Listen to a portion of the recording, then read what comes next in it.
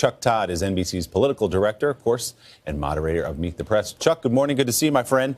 So let's start with taxes. So it looks like the vote comes on Tuesday. Corker on board, Rubio on board, Susan Collins on board. Some of those Republicans who were sitting on the fence and holding out on this bill are now on board. Is there any chance this bill does not become law before Christmas? I think the only thing that I'm curious to wait and see is what happens when the congressional budget scorekeepers finish with this, because Willie, I was impressed with the political response that the Republicans in this conference committee did with this tax bill. Essentially, they took every criticism, every unpopular deduction that they got rid of, they seemed to restore, whether it was on tuitions or health care or even on state and local taxes. They didn't restore all of it, but they restored some of it.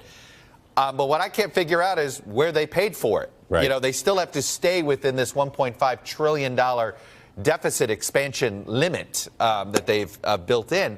So the only thing that would derail this is if the math doesn't work as far as the congressional scorekeepers are concerned, and we would find that out on Tuesday or Wednesday. And they're pushing right up against it right now, $1.45 trillion as it stands right now. Chuck, I know you're going to reveal some NBC News Wall Street Journal polling on Meet the Press this morning. We won't get into the numbers, but we'll give a little preview about how energized Democrats are feeling, especially in the wake of Tuesday's election in Alabama, where Doug Jones defeated by the narrowest of margins, but defeated a Republican in Roy Moore in the very red state of Alabama. African Americans came out to vote. Women, suburban women came out to vote.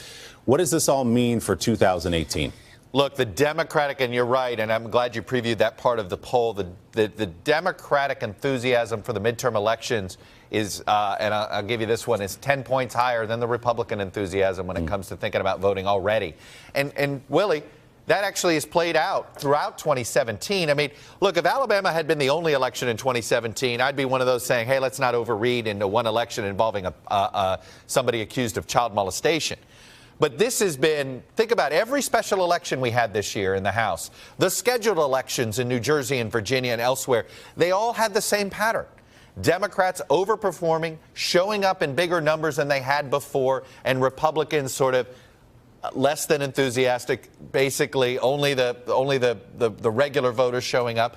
And while Democrats came up short in some of those high-profile specials, their numbers kept creeping up. And now we've seen it's almost as if the wave was building, and you've seen it. And it hit Virginia, and it hit New Jersey, and now it hit Alabama. Yeah. And so I think that's the picture that's being painted going into 2018. We heard, Chuck, in Kelly's report that the Trump transition team is claiming the Mueller team obtained transition emails illegally. That's their claim. We also had this week at a hearing in the House Judiciary Committee, Attorney General Rod Rosenstein being questioned again and again about the FBI and Bob Mueller and bias. We've heard the president and his White House talk about the FBI being tainted.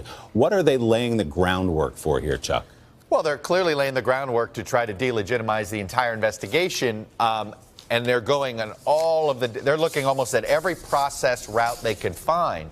But I want to emphasize that they have yet to try to discredit the investigation with a disputed claim or a disputed fact or exculpatory evidence or a counter narrative.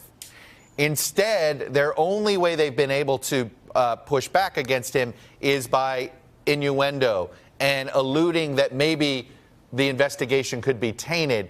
But they've not disputed any facts, and they've not disputed any conclusions, and they've not disputed. So I think that, look, it's clear what they're laying the groundwork for, and I think politically they've done a good job with that, at least with the base of their party, and they've got their own media organ that trumps it a lot. But I would just emphasize they're missing a fact-based pushback here, and ultimately in the long term that could be a problem. And working hard to undermine an institution of America. Chuck Todd, thank you so much. Always good to see you. We'll look for more this morning on Meet the Press. Among Chuck's guests, Ohio Governor John Kasich and West Virginia Senator Joe Manchin. Hello, Today fans. Thanks for checking out our YouTube channel. Subscribe by clicking that button down there and click on any of the videos over here to watch the latest interviews, show highlights, and digital exclusives.